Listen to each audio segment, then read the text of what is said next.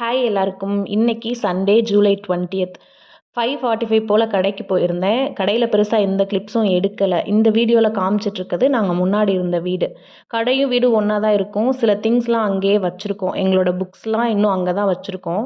கடை வேலைலாம் முடிஞ்சப்புறம் வீட்டுக்கு வந்து மார்னிங் பிரேக்ஃபாஸ்ட் ரெடி பண்ணேன். என்னென்னா கருப்பு உளுந்து கஞ்சி தான் சண்டே பிரேக்ஃபாஸ்ட்.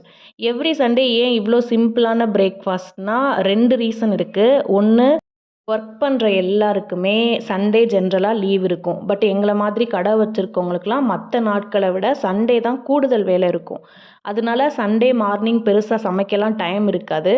2, எப்படியும் மதியம் கண்டிப்பாக நான்வெஜ் எடுப்பாங்க. ஸோ மதியம் நல்லா வெளுத்து கட்டிக்கலான்னு தான் மார்னிங் சிம்பிளாக ஏதாச்சும் செஞ்சு சாப்பிட்றது.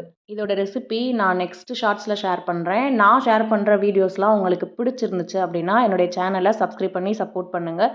தேங்க்ஸ் ஃபார் வாட்சிங் மை வீடியோஸ்.